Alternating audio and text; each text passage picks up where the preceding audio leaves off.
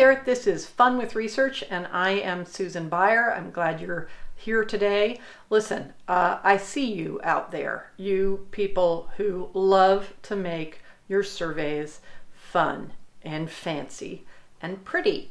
And while I understand that impetus, I'm here to talk to you about survey execution on mobile devices and what a nightmare some of those things you're doing is making it for your respondents. So here at Audience Audit, we have fairly long surveys. Ours run about 15 minutes on average, and we have about 60% of our respondents who take those surveys on mobile.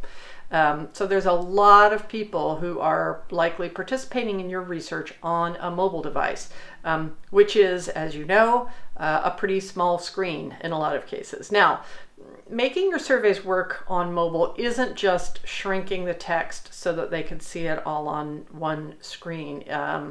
It's really about how easy it is for them to interact with your survey. And I'm here to tell you that some of those fun things like sliders for rating, where you can just sort of move your finger back and forth and get your rating at an 8 or a 2 or whatever you want.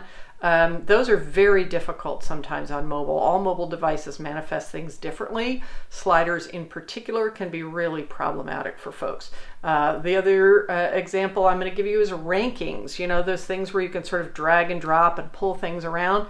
They seem like they would work really well, and sometimes they execute beautifully, but often, depending on the device, they can be really difficult because you can't see everything at once, and you move something and then the whole page shifts, and it seems very strange.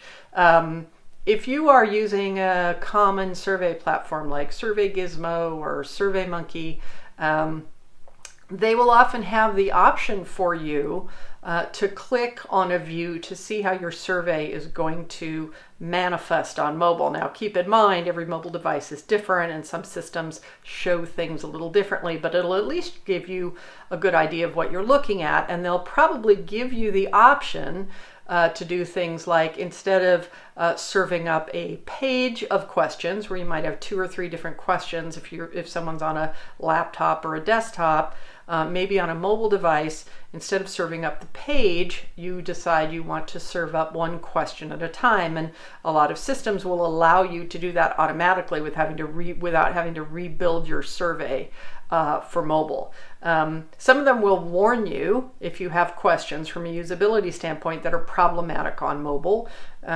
Answer responses that have a lot of words in them that can be difficult because maybe you can't read them very effectively on a single screen on a mobile device, etc. So I'm just here to plead with you to keep it simple if you can. Keep what can be the majority of your users happy with their experience by making it, maybe not as flashy, but easy for them to work through and easy for them to respond to without frustration. So regardless of how you're planning for your survey to be taken, chances are there's somebody taking it on mobile.